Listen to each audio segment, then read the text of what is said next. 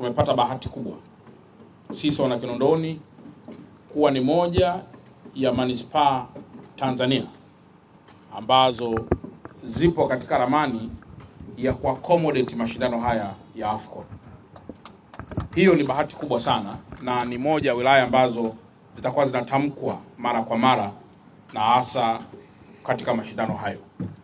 Lakini kikubwa zaidi yote hii ni kwa heshima kubwa ya Mheshimiwa Rais wa Jamhuri ya Muungano wa Tanzania, kwa sababu sisi leo ndo tunaandaa viwanja hivi ili mwezi wa 8 waweze kutukagua na waweze kuangalia sifa yetu, na mwisho ndio sasa. Lakini kama mmeona hivi juzi, Mheshimiwa Waziri wetu wa masuala ya michezo, Mheshimiwa Christian Paul Makonda amesaini mkataba wa sasa mashindano haya kuchezwa hapa kwetu Tanzania na baadhi ya hizo nchi zingine. Lakini kama mnavyofahamu kwamba AFCON peke yake ukiitazama ndani ya box huwezi kufanya vitu vingine. Kwa maelekezo yangu, viwanja vya AFCON hivi vikamilike haraka. Barabara zipo za TANROADS, barabara zipo za TARURA, barabara zote ambazo zimekushaanzwa zikamilike kwa wakati, na zile barabara ambazo tunaziona ni za muhimu katika kuunganisha watu zikamilike zote kwa wakati. Lakini jambo la pili, tumezungumzia kuhusu muhimu wa kuwasha mji wetu. Mji wetu kila mahali ni giza. Kwa hiyo bajeti zote za halmashauri kwa maana manispaa pamoja na mambo mengine zijielekeze pia katika kuhakikisha kunakuwa kuna taa maeneo mbalimbali kwa ajili ya usalama wa miji yetu. Na taa hizi, Mheshimiwa Mkuu wa Wilaya, sio tu ifanywe kazi hiyo na serikali peke yake, ni pamoja pia kuhamasisha wadau binafsi ambao pia wanaweza kushiriki kwa namna moja ama nyingine kuweza kusaidia kuwasha mji wetu ili uwe smart.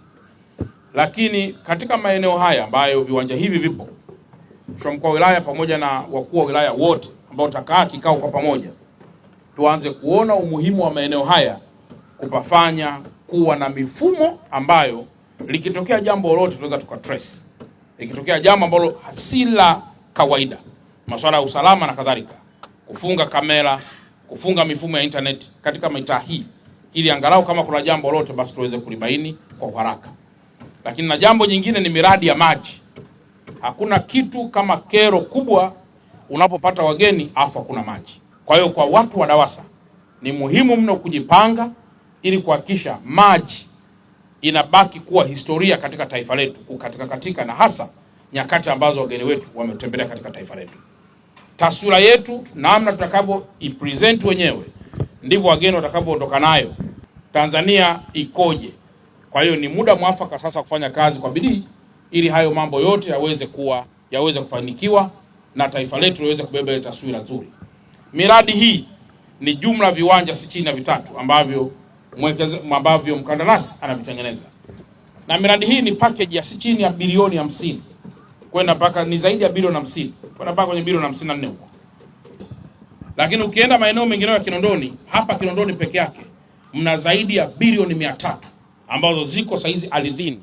Zinafukua barabara za mwendokasi, zinafukua madaraja, zinafukua barabara za kawaida, zinaweka taa na sehemu zinginezo. Na uwanja huu sasa baada ya kukamilika utabaki kwenye matumizi ya wananchi na shughuli zote za halmashauri. Nafahamu uwanja huu kimiliki uko chini ya Wizara ya Utumishi, lakini watumiaji wakubwa mnafahamu tumekuwa ni sisi Kinondoni na hata watu wengine. Kwa hiyo utabaki vile vile kama ilivyokuwa zamani, wala sio kwamba sasa utanyang'anywa unakwenda huko. Hapana, ni kwa maslahi ya wana Kinondoni na ni kwa maslahi ya taifa kwa ujumla wake.